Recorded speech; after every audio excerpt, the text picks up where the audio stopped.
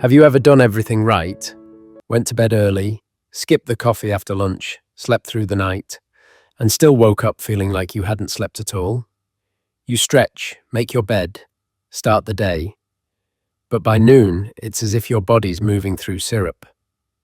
You're not lazy, you're not unmotivated, you're just tired. Bone tired. And here's the truth most people never say out loud. Tired isn't always about getting old. Sometimes it's a quiet message from your body or your spirit saying, "Hey, something's off. Please notice me." Today, I want to walk you through 10 of those quiet drains, the hidden little things that rob older adults of their energy, and some small, realistic fixes that can bring it back. No lectures, no miracle routines, just gentle changes that make life feel lighter again. A man named Ron once told me proudly, "I drink plenty of water." When I asked how much, he said, "A glass with my morning pills." It was 3 in the afternoon. The older we get, the quieter our thirst signal becomes. You don't get the dry mouth or parched throat like you used to. Your body just quietly slows down. Thicker blood, heavier head, foggy thinking. Until one day, you realize you've been running on empty. Dehydration doesn't hit like a hammer. It sneaks up on you. It dulls your mind, stiffens your body, and leaves you feeling strangely weak. The fix isn't about guzzling gallons of water. It's steady sipping, a glass by your chair, a refill every time you get up. Add lemon, mint, or cucumber if it helps. And yes, you might visit the bathroom a little more, but think of it as proof your body's finally working properly again. Your heart, your joints, even your brain will thank you. There's a difference between resting and going still. Rest renews you. Stillness drains you. I can't tell you how many people tell me, "I barely move all day and I'm still exhausted." And I believe them, because when you sit too long, your circulation slows, your muscles switch off, and your brain thinks, we're shutting down. So it lowers your energy to match. It's a vicious little cycle. The less you move, the less you want to move. You don't need a gym or an exercise plan. One man told me he stands up every TV commercial and does a few stretches, marches in place, waves his arms around like a marching band conductor. He said, "I feel ridiculous, but I also feel alive again." Movement reminds your body it's still needed.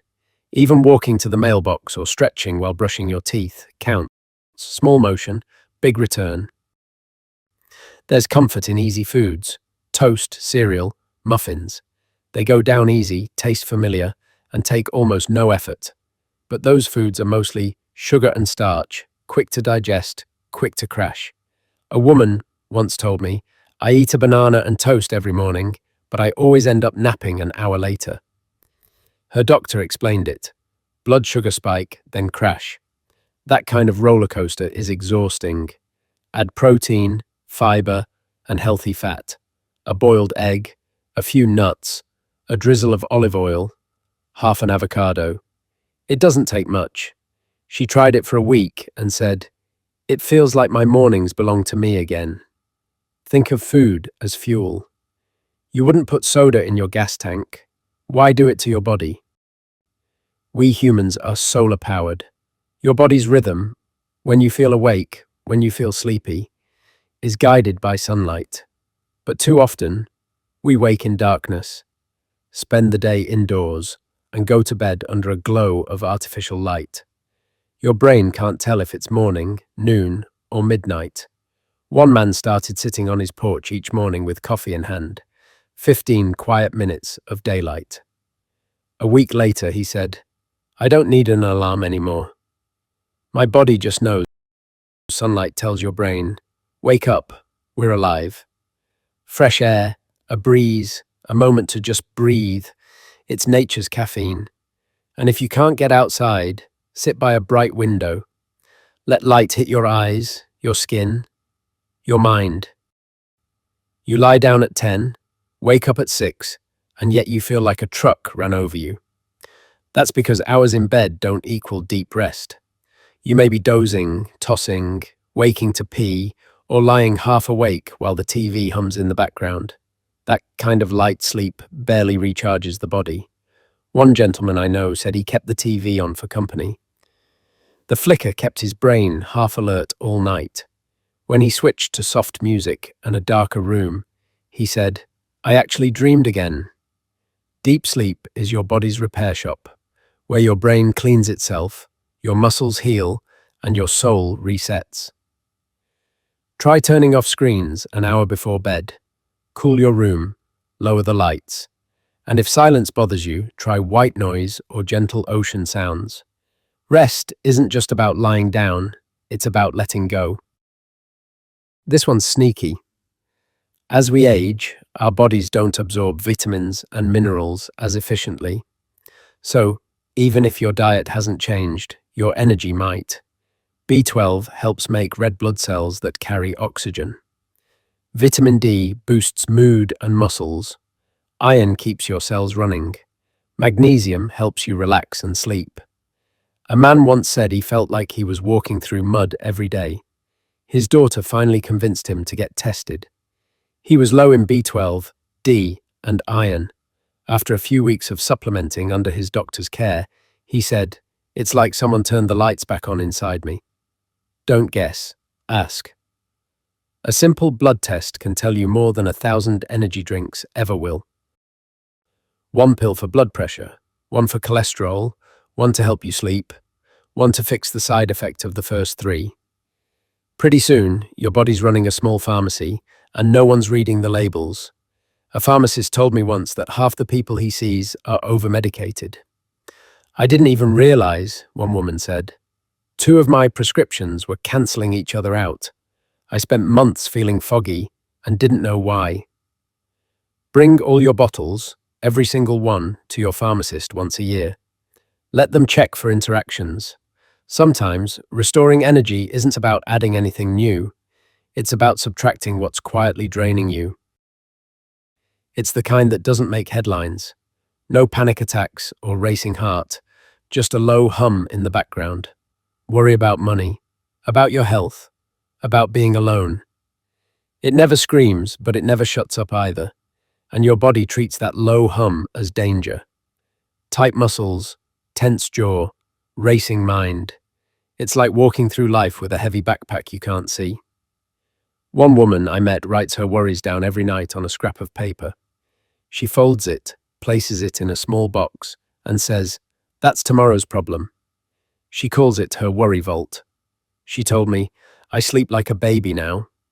You can't always remove stress, but you can give it somewhere to rest. Speak it, write it, share it, release it. Energy returns when you stop carrying what was never meant to be carried alone. This one's deeper than sleep or diet. You wake up, do what's needed, eat, tidy, scroll, maybe watch TV. But inside something feels flat. A widower once told me, "I'm not sad, I just don't feel much of anything." That emptiness can feel heavier than grief. When we lose purpose, our energy follows. But the spark isn't gone, it's just waiting for oxygen. For some, it's music they haven't played in decades. For others, it's tending a small garden or volunteering once a week. One woman I know started painting again after 40 years. Her hands are slower, her eyesight softer, but she said, "Every brushstroke reminds me I'm still here." Purpose doesn't have to be grand, it just has to be yours. I know, it sounds soft, but joy is chemistry too. Laughter, play, surprise. They recharge the nervous system. A grandmother I spoke to started learning TikTok dances with her grandkids. "We look ridiculous," she said, laughing, "but for those 10 minutes, I feel 20 years younger." Joy isn't a reward, it's a fuel.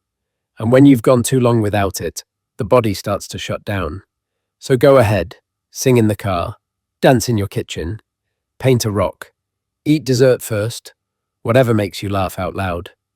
It's not childish, it's medicine. Here's something simple. Pick one change for your body, one for your chemistry, and one for your spirit. Maybe that's keeping water by your chair, getting 10 minutes of sunlight after breakfast, and writing down one small joy each evening before bed. That's it. 3 minutes here, 5 minutes there.